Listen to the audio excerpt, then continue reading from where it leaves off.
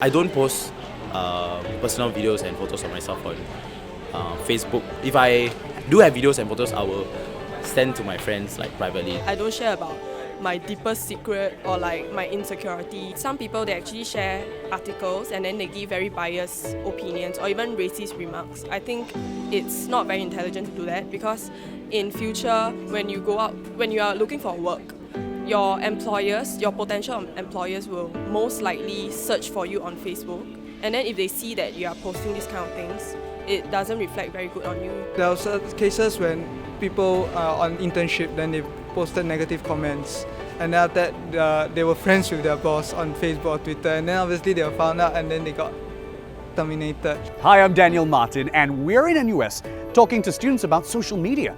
This year, 2013, has been a year of online content going viral. From racist Facebook posts to videos of errant road users, what motivates people to share content online? And with content going viral so easily, what impact does it have on us? I have with me on the panel Professor Mohan Datta, Head of Department of Communications and New Media at NUS. Ms. Megan Fitzgerald is a social media expert and international career coach from Career by Choice. And Ms. Silver Ang, an actress, show host and well-known Singaporean blogger. I want to do a quick poll of the crowd of students. On average, how many of you would share something at least once a day? Hands up. Okay. How many of you would share at least 2 times or more a day? Same group of people. Okay, slightly less. So how many of you refuse to hit the share button at all? Will never share anything? But who will like? How many of you like? Don't have. Don't have? How interesting. Y'all don't like Like. Hands up. When you see something shared, how many of you will like it? Okay, y'all will participate in the process. Let's come to our poll. Why this idea of sharing, going viral, things like that? Mohan, is that important to young people? You're talking about membership, being part of a group. Like, is that it? Yes, absolutely. So the idea is you want to belong. You want to be part of a community by sharing your belonging. So if you think about this as storytelling, sharing is part of telling stories. And why do we tell stories? To belong to a community, to be acknowledged as part of that community. Because is it the worst thing in the world if everybody's the next day talking about that new video and you don't know about it? It could be. So I agree with what you said about forming stories and sharing things that we like, we want to be part of. So personally, I like personal development, success, entrepreneurship.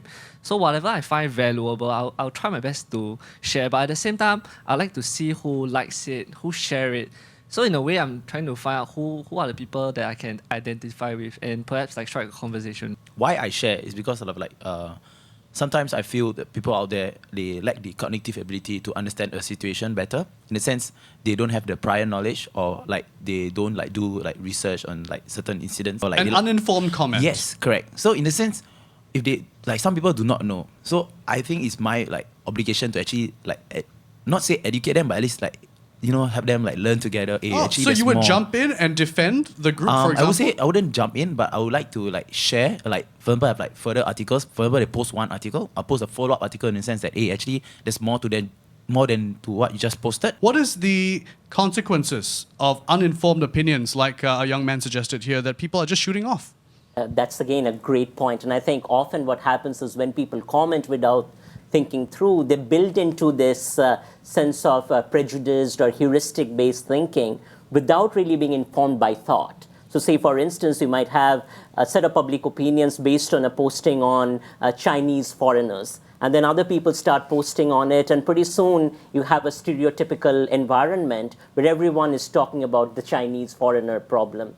So in that sense, I really enjoyed what you said, that it's really important to engage. We talk about social media as a platform for engagement, but I think we don't often seriously think about what that means, and you elucidate what that means, which is that when you see people posting like that, I think it is a responsibility to provide opinion, to create a climate, to engage with information, to offer alternative viewpoints, values, and ideas. Megan, I saw you nodding along to that. Your 2 cents on this.